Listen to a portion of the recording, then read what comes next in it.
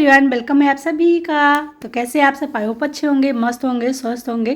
तो चलिए शुरू करते हैं आज का ब्लॉग। आज का ब्लॉग में जो लेकर के आई हूँ वो क्लीनिंग को लेकर के ही आई हूँ, क्योंकि क्या होता है ना, हमारे घर में बहुत सारी ऐसी चीज़ें होती हैं जो फैली रहती हैं और हम उन्हें बार बार क्लीन करते हैं फिर भी वो गंदी ही रहती हैं।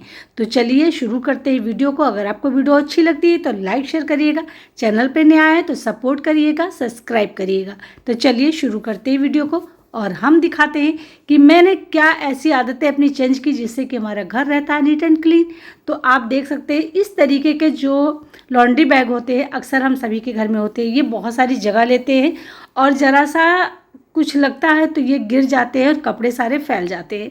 तो हम इनको अगर ना रखें तो कहीं ज़्यादा अच्छा होता है। कोशिश करें कुछ ऐसा बास्केट रखने का।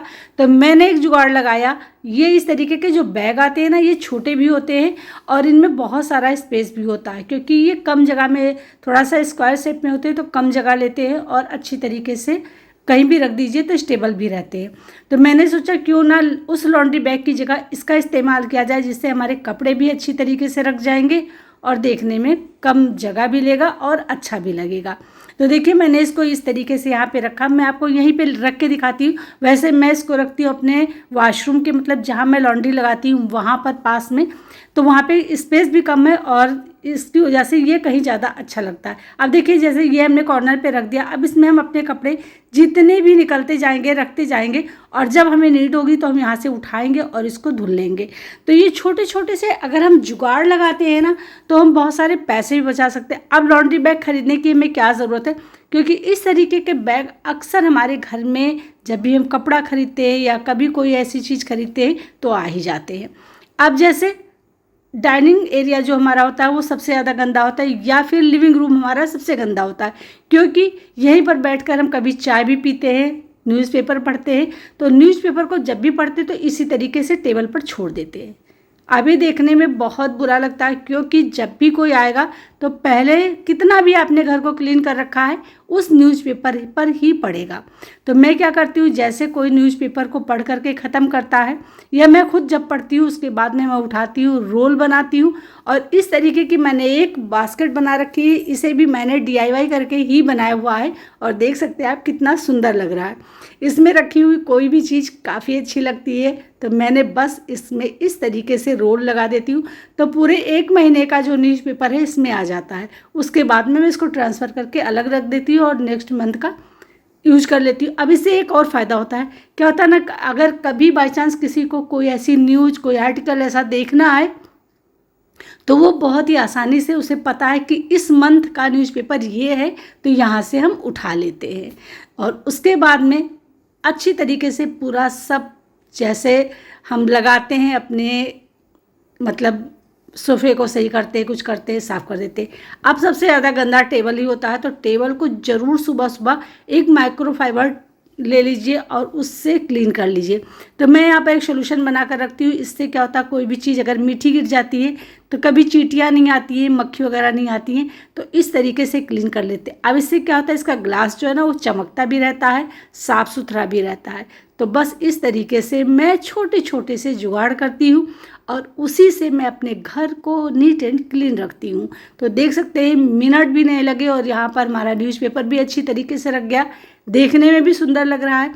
तो कभी भी कोई चीज़ को बेकार मत समझिए, हमेशा कोशिश करिए कि घर को नीट एंड क्लीन रखने के लिए हम छोटे छोटे से टिप यूज करें और कुछ ऐसी चीज़ें यूज करें जिससे कि वो हमको अच्छा लगे। जैसे कि मैं आपको DIY बनाती हूँ।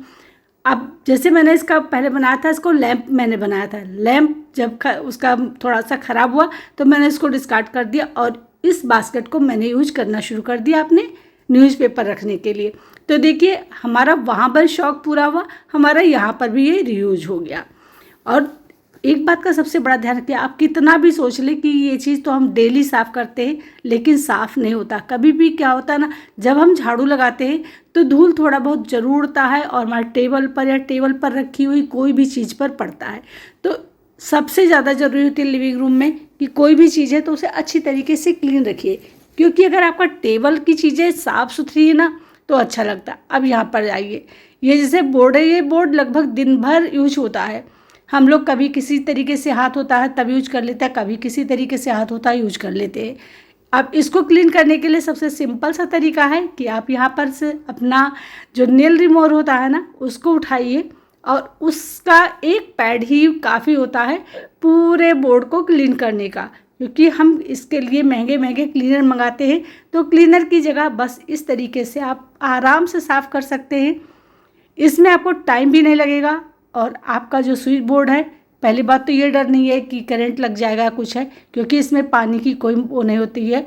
तो इसको हम बहुत ही अच्छी तरीके से बढ़िया तरीके से क्लीन कर सकते हैं। तो आपको दिखा दे, देखिए जो भी स्विच मैं छूती हूँ वो एकदम से चमकने लगता है और बहुत ही जल्दी साफ भी हो जाता है। तो इस तरीके से आप छोटी छोटी चीज़ें अगर अपने घर की ध्यान देते हैं, ये मैं नहीं कहती कि आप डेली स्विच बोर्ड को साफ़ करें, लेकिन हफ्ते में अगर आप एक दिन भी स्विच बोर्ड पर ही नज़र डालेंगे और अपने घर की पूरी स्विच बोर्ड साफ़ कर देंगे, तो फिर आपको एक हफ्ते बाद ही ज़रूरत पड़ेगी हाथ लगाने की।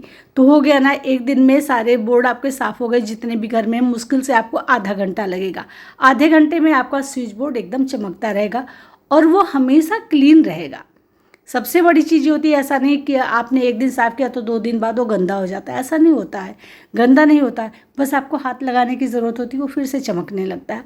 तो छोटी छोटी सी तरीके, इस तरीके से अगर आप आजमाते हैं तो आपका घर हमेशा नीट एंड क्लीन रहेगा, सेफ़ रहेगा, सुरक्षित रहेगा। किसी भी तरीके की कोई भी मतलब बैक्टीरिया आपके घर में नहीं रहेगी। तो आप देख सकते हैं स्विच बोर्ड एकदम से साफ़ हो गया है, और एक ही देखिए मैंने पैड यहाँ पर इस्तेमाल किया था, उसी से पूरा का पूरा क्लीन हो गया। तो ये छोटी छोटी सी टिप होती है जो हमारे लिए बहुत ही यूजफुल होती है। बस ज़रूरत होती है उसकी जानकारी की और उसको यूज करने की। तो देख सकते हैं कितना ज़्यादा गंदा हो गया है और पूरा हमारा बोर्ड देखिए कितना क्लीन हो गया है। अब बोर्ड पे किसी की नज़र पड़ेगी तो कभी भी उसे ख़राब नहीं लगेगा कि ये गंदा गंदा सा हाथ लगा है। बहुत सारे लोगों के घर में आपने देखा होगा कि आप छूते हैं ना तो घिन लगती है उसको छूने में कि कितना गंदा है।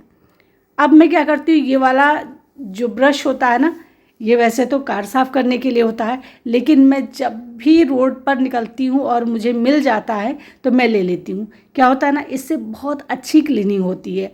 तो मैं यहाँ पर जितने भी मेरे ऊपर रखे हुए मतलब जो भी चीज़ें हैं, जैसे मेरा वाईफाई है या इस तरीके की बोर्ड के ऊपर का हिस्सा है या डोर है, इससे बहुत ही अच्छी तरीके से क्लीन होता है। और सबसे बड़ी चीज़, इससे स्क्रैच नहीं पड़ता है। तो मैं यहाँ छोटी छोटी सी टिप अपनाती हूँ जिससे कि मैं घर को जल्दी से जल्दी क्लीन भी कर लेती हूँ, टाइम भी नहीं लगता है और ज़्यादा मेहनत भी नहीं लगती है। अब इसको आप किसी भी तरीके से क्लीन करिए, कुछ भी, चाहे शीशे पे क्लीन करिए या कोई चीज़ ऐसा नहीं जो धूल मिट्टी रह जाए, बहुत अच्छी तरीके से साफ़ हो जाता है। तो मैं यहाँ पर इसी तरीके से अपने पूरे घर की क्लीनिंग कर लेती हूँ और फटाफट से हो भी जाता है। तो पहले मैं भी क्या करती थी, कपड़े उठाती थी, घंटों उसको रगड़ रगड़ कर पोंछती थी, बहुत सारा टाइम हमारा खर्च हुआ था। पता चलता था एक रूम मैंने ले लिया और एक रूम में मैंने आज पूरा का पूरा दिन गुजार दिया। एक रूम साफ़ हुआ, दूसरे रूम को किस दिन साफ़ करेंगे पता नहीं है, और पता चलता था कि दूसरे दिन जो दूसरा रूम साफ़ भी किया तो उसके बाद में वो रूम जो हमने साफ़ किया था वो फिर से गंदा हो गया। तो इस तरीके से अगर आप फटाफट से पूरे घर को क्लीन कर लेते हैं थोड़े थोड़े से जुगाड़ लगा करके, तो घर आपका हमेशा चमकता रहेगा। अब देखिए एक ब्रश से मैंने सारी चीज़ें साफ़ कर ली और कितनी जल्दी साफ़ भी हो गई हैं। बिल्कुल टाइम नहीं लगता है, धूल बिल्कुल नहीं रहता, एकदम से हट जाता।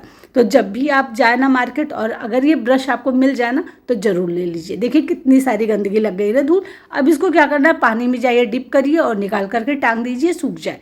तो इसको धुलने में भी मेहनत नहीं लगती है और हमारा घर भी पूरा का पूरा बहुत जल्दी क्लीन हो गया। तो देख सकते हैं आप किस तरीके से मैं छोटी छोटी सी टिप अपनाती हूँ। आप जैसे ये देखिए, इस ट्रे में मैं रखती थी पहले अपने ऑयल और घी वगैरह जो कुछ था वो।